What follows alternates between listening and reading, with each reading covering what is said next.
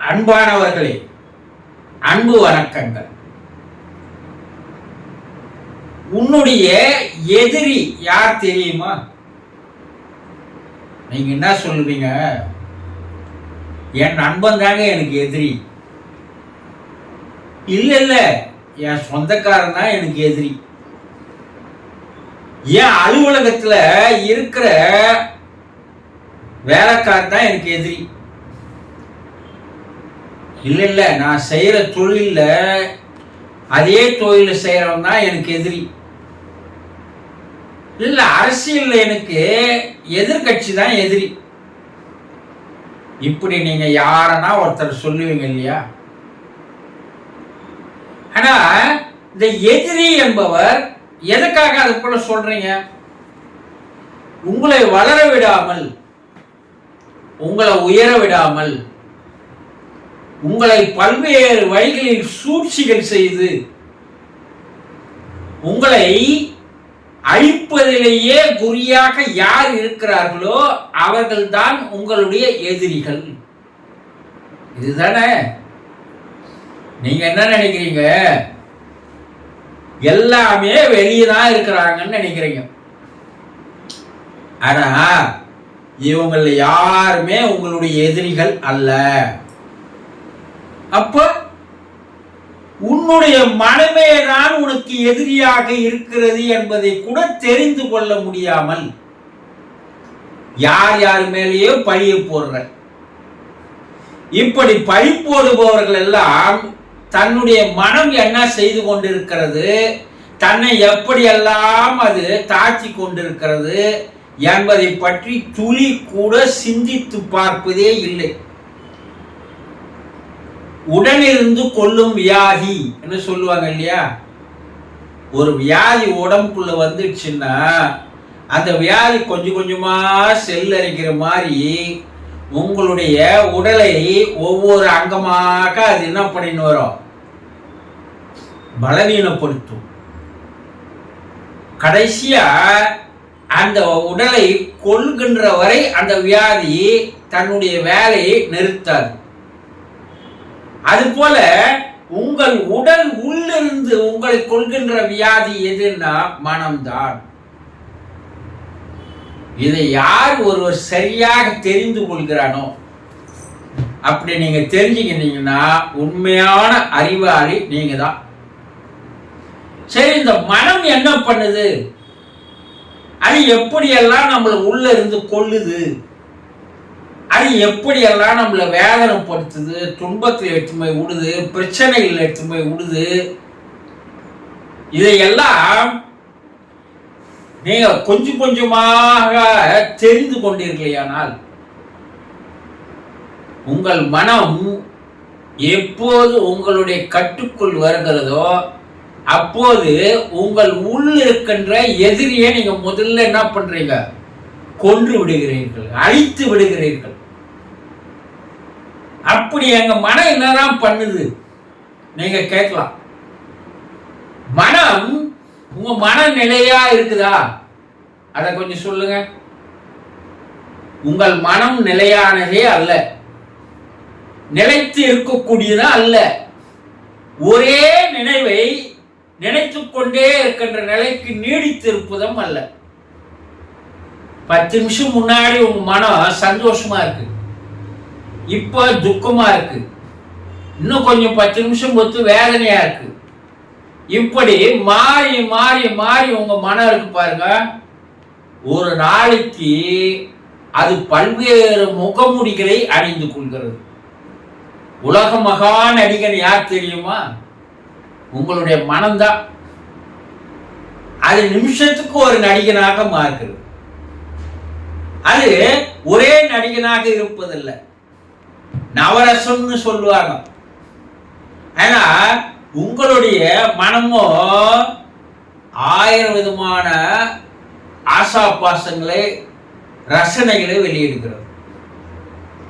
அப்ப மனம் எப்போது உங்களுக்கு நிலை இல்லாத போகிறதோ அப்போது உங்களுடைய சிந்தனை சரியா இருப்பதில்லை, உங்களுடைய எண்ணங்கள் சரியா இருப்பதில்லை, உங்களுடைய செயல்கள் சரியா இருப்பதில்லை.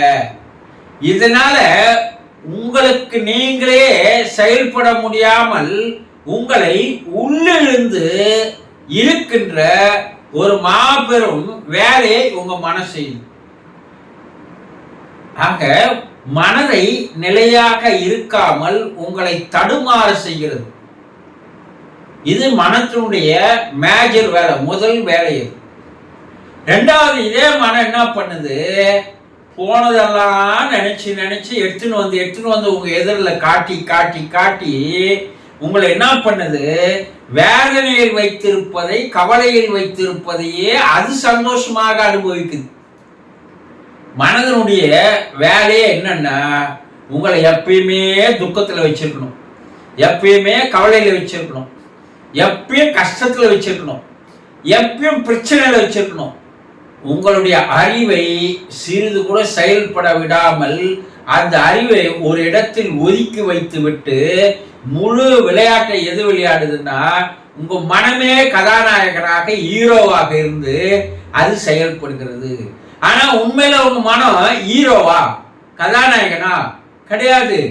அது மேஜர் இல்லை, அறிவு தான் கதாநாயகன்.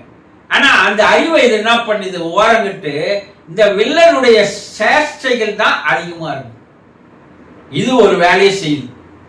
அடுத்தது என்ன பண்ணுது, உங்கள் மனம் என்ன செய்யுதுன்னா, எந்த நேரம் ஏதாவது ஒரு போதையிலேயே வச்சிருக்க அது ஆசைப்படுது. ஒண்ணு என்ன சொல்லுவான் குடிகாரங்க, ஒண்ணு வேலை மேல இருக்கணும்பா, இல்ல தண்ணி மேல இருக்கணும்பா சொல்லுவாங்களா இல்லையா? அது போல உங்கள் மனம் எப்போதும் உங்க போதையிலேயே உங்களை வச்சிருப்பதற்கு அது பழக்கப்படுத்துகிறது.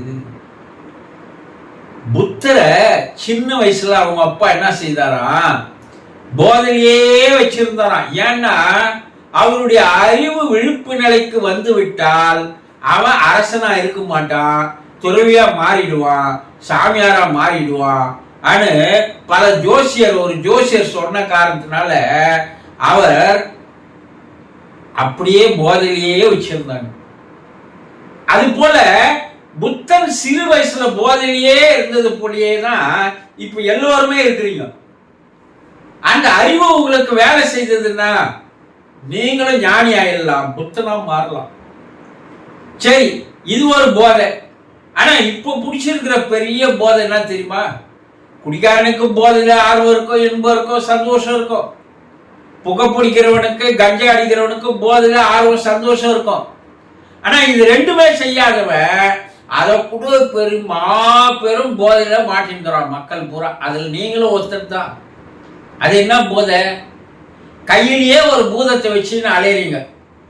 எந்த நேரம் செல்போனு செல்போனு செல்போனு, அது பார்க்கறது. இப்ப உங்க அறிவு என்பது செயலுக்கு வராமையே போயிடுது. நல்ல சிந்தனைகள் உருவாகிறது இல்லை, அதுல ஒண்ணுமே இல்லை. ஆனா அது இல்லாம இப்ப இருக்கவே முடியலன்ற நிலைக்கு உலக மக்களே போதைக்கு அடிமையிட்டான். இப்போ இவையெல்லாம் என்ன பண்ணுதுன்னா, இது மனம் செய்கின்ற வேலைகள் தான். இந்த மனம் உங்களை எப்படியெல்லாம் உங்களை ஆட்டி படைக்குது பாருங்க. இந்த மனம் உங்களை கடைசி வரைக்கும் என்ன பண்ணுதுன்னா, அதனுடைய கட்டுப்பாட்டுக்குள்ளேயே தான் உங்களை வச்சிருக்கு.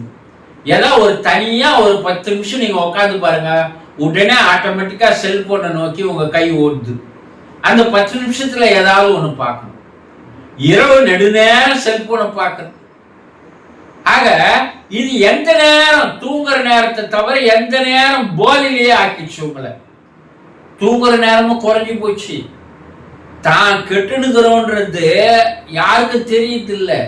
என்ன பண்ணுது உங்க மனம், இப்போ ஒரு அருமையான மாபெரும் போதையை கண்டுபிடிச்சிருச்சு.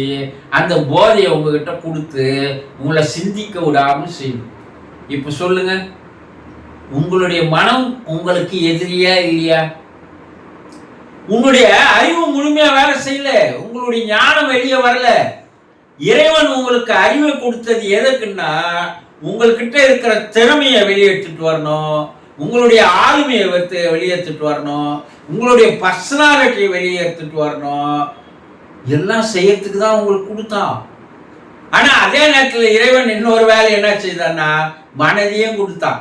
எப்பா, நான் தெய்வத்தையும் கொடுக்குறேன், அரக்கனையும் கொடுக்குறேன், நீ எதை யூஸ் பண்ண, நீ தெய்வத்தை யூஸ் பண்ணா, நீ அறிவு என்ற தெய்வத்தை யூஸ் பண்ணா நீ மாபெரும் ஞானியாக மாறலாம். நீ அரக்க என்ற மனத்தை யூஸ் பண்ணா நீ கடைசி வரைக்கும் அரக்கனுடைய குணங்களையே பெற்று நீ மறுபடியும் இறந்துதான் போகலாம். யுவர் சாய்ஸ் இறைவன் கொடுத்தா நீங்க எதை வச்சிருக்கிறீங்க? உங்களுடைய எதிரியை உங்களுக்குள்ளவே வைத்துக் கொண்டு வெளியே தேடுகிறீர்களே, இது எந்த வகையில் நியாயம் என்பதை கொஞ்சம் ஒரு நிமிடம் சிந்தித்து பாருங்கள். சந்தோஷம்.